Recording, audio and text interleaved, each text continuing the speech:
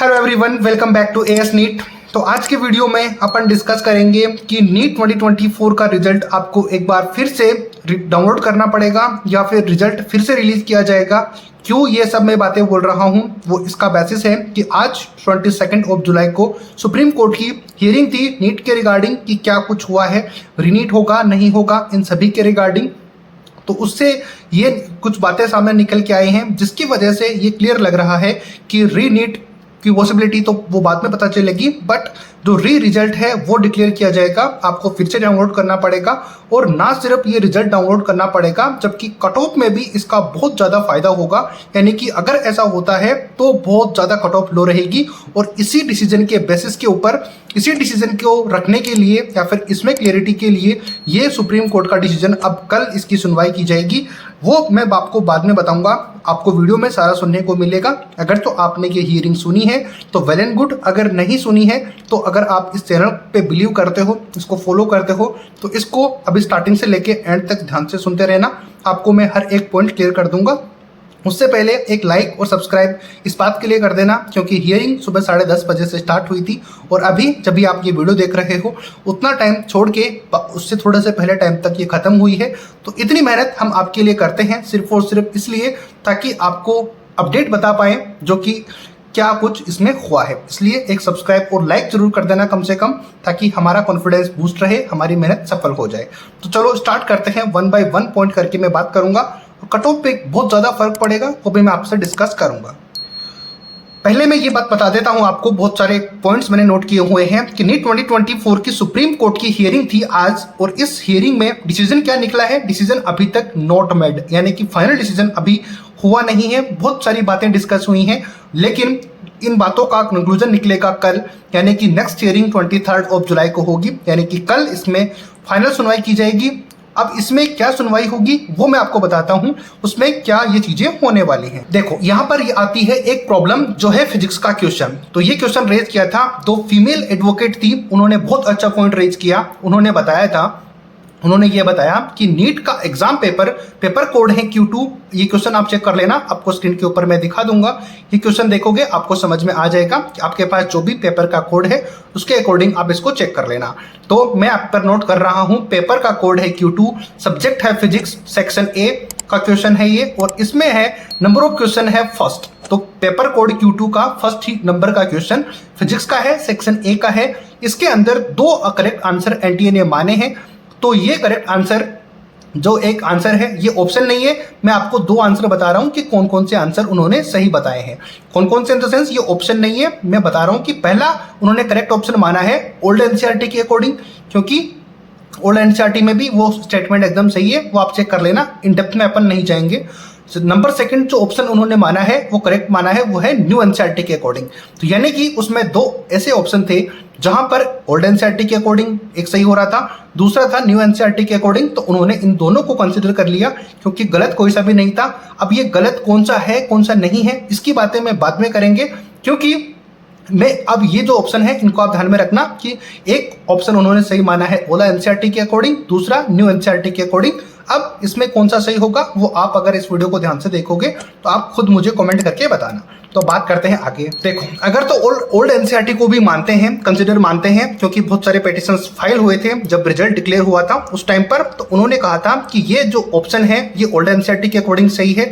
तो एनटीए ने इसको सही मान लिया था। पहले उन्होंने 4th ऑप्शन इसका आंसर सही दिया था।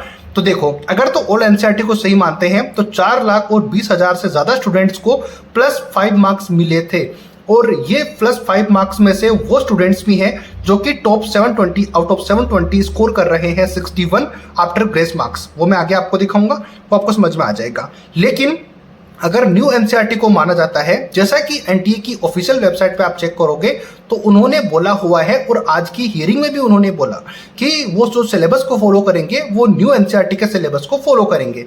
तो ये एनटीए ने खुद ने कहा है। इसके अलावा क्या बोला है कि नई एनसीईआरटी सिस्टम में फॉलो की जाएगी, यानी कि जो भी आंसर होंगे वो न्यू एनसीईआरटी के अकॉर्डिंग होंगे। लेकिन उन्होंने ओल्ड एनसीईआरटी को मानते हुए ये आंसर सही माना है, क्योंकि एनसीईआरटी नई फॉलो करने के लिए बोला गया था। तो पुरानी एनसीईआरटी का आंसर हम क्यों माने?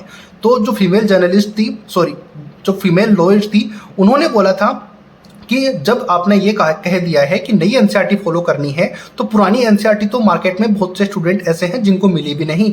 उन्होंने खुद ने भी कहा कि मैंने खुद ने ट्राई की, मुझे खुद भी नहीं मिली। तो पुरानी एनसीईआरटी कितने ऐसे स्टूडेंट होंगे जो कि उसको पढ़ के आंसर दे रहे होंगे, क्योंकि वो 2019-18 की बातें हैं। तो जो 4,20,000 स्टूडेंट्स हैं उनको -5 मार्क्स हो जाएंगे अगर नई एनसीईआरटी को फॉलो करते हैं, क्योंकि नई एनसीईआरटी फॉलो करेंगे तो पुरानी एनसीईआरटी वाला जो ऑप्शन है वो गलत हो जाएगा। क्योंकि जो सुप्रीम कोर्ट है उसमें क्वेश्चन उठा था कि आप 720 मार्क्स, क्योंकि एक क्वेश्चन ये फिजिक्स वाला था, इसका इश्यू मैंने आपको समझा दिया कि अगर तो ये ओल्ड एनसीईआरटी के ऑप्शंस को नहीं मानते हैं तो ओल्ड एनसीईआरटी के अकॉर्डिंग 4,20,000 से ज़्यादा स्टूडेंट ने आंसर सही किया है, और उसमें से भी 44 स्टूडेंट ऐसे हैं जिनको कि वो आंसर सही करने के बाद में 720 आउट ऑफ 720 स्कोर हो रहा है। लेकिन अगर नई एनसीईआरटी को मानते हैं तो ये 4,20,000 स्टूडेंट के 5 मार्क्स कम हो जाएंगे, क्योंकि इन्होंने दूसरा आंसर टिक किया था, एक ऑप्शन वो सही किया था जो कि ओल्ड एनसीईआरटी के अकॉर्डिंग था। तो इससे कट ऑफ में काफ़ी ज़्यादा कट ऑफ कम रहेगी, यानी कि हर स्टूडेंट के 5 मार्क्स कम हो जाएंगे, और जो कि नंबर कम नहीं है वो 4,20,000 स्टूडेंट का नंबर है। अब इससे आप खुद आइडिया लगाओ कि अगर रिजल्ट डिक्लेयर होता है, इसके लिए क्या बातें हैं वो मैं आपको एक बार आगे बताता हूं, उसके बाद में अपन डिस्कस करते हैं कट ऑफ के बारे में। देखो इससे क्या होता है कि कट ऑफ के ऊपर क्या फर्क पड़ेगा। देखो पहले टॉपर्स थे स्टार्टिंग में, जब रिजल्ट डिक्लेयर हुआ था 4 जून को, तो 67 स्टूडेंट्स ने स्कोर कर रहे थे 720 आउट ऑफ 720। लेकिन उसके बाद में एक बार फिर रिजल्ट डिक्लेयर हुआ, क्योंकि ग्रेस मार्क्स हटाने के लिए सुप्रीम कोर्ट ने बोल दिया था। तब बात हुई, उसमें से 6 स्टूडेंट ऐसे थे जिनके की ग्रेस मार्क्स की वजह से 720 आउट ऑफ 720 आए। लेकिन उसके बाद में 61 स्टूडेंट ऐसे रहे ग्रेस मार्क्स हटाने के बाद में जिनको कि 720 आउट ऑफ 720 स्कोर हुआ। लेकिन ये भी एक्सेप्टेबल नहीं था कि आखिर एकदम से इतने स्टूडेंट कैसे इतना ज़्यादा स्कोर कर सकते हैं, वो भी 720 आउट ऑफ 720। ये होता है कि इफ न्यू एनसीईआरटी फॉलोज, अगर तो नई एनसीईआरटी को फॉलो करते हैं तब क्या होगा, वो इसमें समझने की वाली बात है। क्योंकि जो नई एनसीईआरटी होगी उसको फॉलो करेंगे तो 44 स्टूडेंट ऐसे हैं जिनको कि उनके 5 मार्क्स कम हो जाएंगे।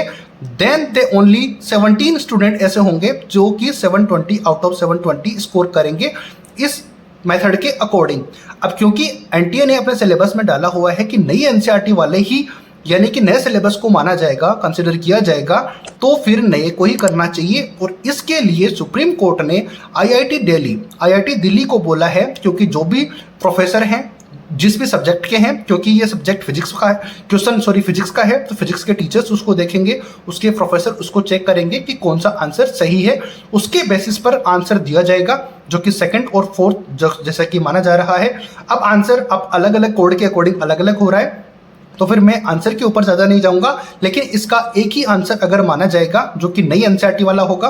आपको क्या लगता है ये मुझे आप कमेंट करके बताओ, क्योंकि सिलेबस में भी नई एनसीईआरटी गिवन है, फॉलो भी बच्चे नई एनसीईआरटी को कर रहे हैं, क्योंकि पुराने ज़माने की एनसीईआरटी तो कोई पढ़ेगा नहीं, क्योंकि जो सिलेबस में है वही तो पढ़ेंगे बच्चे, तो वो पढ़ेंगे। तो नई एनसीईआरटी का बोला हुआ है एनटीए ने अपने सिलेबस के लिए, तो बच्चों ने वही पढ़ाई की है, वो करने के बाद में उन्होंने इतना स्कोर किया है। यानी कि जिन्होंने नई एनसीईआरटी को फॉलो किया है और उस क्वेश्चन को अटेम्प्ट किया है, वो 9 लाख से ज़्यादा स्टूडेंट ऐसे हैं जिन्होंने कि न्यू एनसीईआरटी के अकॉर्डिंग आंसर दिया है। लेकिन 4,20,000 स्टूडेंट ऐसे हैं जिन्होंने पुरानी एनसीईआरटी के अकॉर्डिंग आंसर दिया, तो उन दोनों आंसर को मान लिया गया था एनटीए की तरफ से, इसलिए 4,20,000 स्टूडेंट इंक्रीज और हो गए थे जिनका की स्कोर काफ़ी ज़्यादा हो गया।